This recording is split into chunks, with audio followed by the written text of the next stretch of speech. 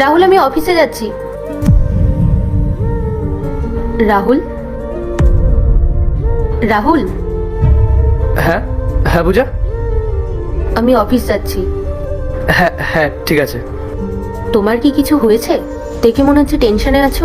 কোনো প্রবলেম আছে? কোথায়? না না, সব ঠিক আছে। তুমি যাও, অফিসে যাও। ঠিক আছে, আমি আসছি। বাই। বাই।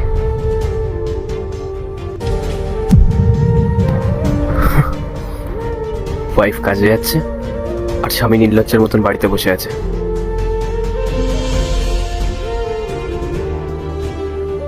কখন যে আসবে এই পূজাটা?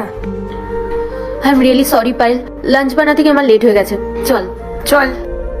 এই 1 মিনিট পূজা, তোর হাজবেন্ড তো কোনো কাজ বাজ করে না, সারাদিন বাড়িতেই থাকে, তারপরেও তোকে লাঞ্চ বানাতে বলে? না না, ও আমাকে বানাতে বলে না, আমি নিজেই বানাই। আসলে কি বলতো, ও ইন্টারভিউ এর জন্য প্রিপারেশন নিচ্ছে, তাই আমি ভাবি ওকে কেন ডিস্টার্ব করবো, আমি নিজেই লাঞ্চটা বানিয়ে নিই। পূজা, তোর হাজবেন্ড তো বাড়িতে এমনি বসে থাকে, কোনো কাজ করে না, ইনকাম তুই করিস, বাইরের কাজ তুই সামলাচ্ছিস, ঘরের কাজ তুই সামলাচ্ছিস। তোর মনে হয় না তোর হাজবেন্ড তোর ভালোবাসার মিস ইউজ করছে? না তো পায়েল, আমার তো এরকম কিছু মনে হয় না। আমার কি মনে হয় বলতো, ও দেখবি খুব তাড়াতাড়ি জবটা পেয়ে যাবে। তো ঠিক আছে, সবকিছু নর্মালি চলছে। দেখ, তুই তো আমার খুব ভালো ফ্রেন্ড, তুই ফ্রেন্ড হিসেবে আমি তোকে একটা অ্যাডভাইস দিতে পারি। তোকে দেখতে এত ভালো, তোর এজও বেশি না, তুই ভালো টাকা ইনকামও করিস, তাহলে তোর ওই হাজবেন্ডকে কি দরকার? কোনো কাজ করে না, তোর ইনকামে চলে। তুই একবার নিজেকে দেখ পূজা, সারাটা লাইফ পড়ে আছে তোর এখনো। দেখ পূজা, আমি যদি তোর জায়গায় থাকতাম না, বা আমার লাইফটা যদি এরকম ভাবে চলতো, আমি কবেই আমার হাজবেন্ডকে ছেড়ে দিতাম। তাই বলছি শোন, এখনো টাইম আছে, নিজের লাইফটা নিজের মতন করে কাটা। ছেড়ে দে তোর হাজবেন্ডকে, ডিভোর্স দিয়ে দে। পায়েল, তুই সব কি কথা বলছিস? বিয়ে হয়ে গেছে আমাদের, আর আমরা বাচ্চা তো নই যে একজনকে ভালো লাগছে না ওকে ছেড়ে দিয়ে আরেকজনের কাছে যাব। আর শোন, এসব কথা বাদ দে, চল অফিস চল, লেট হয়ে যাচ্ছে আমাদের।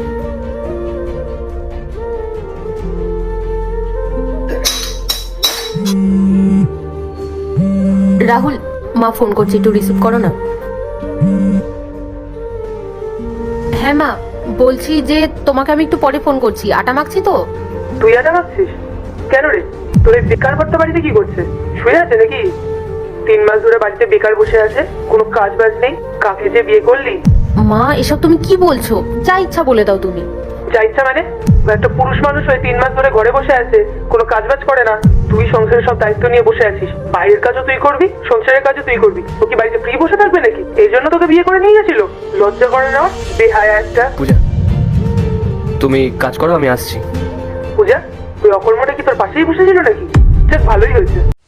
পার্ট 2 দেখতে সাবস্ক্রাইব করো ভেলকু 78M।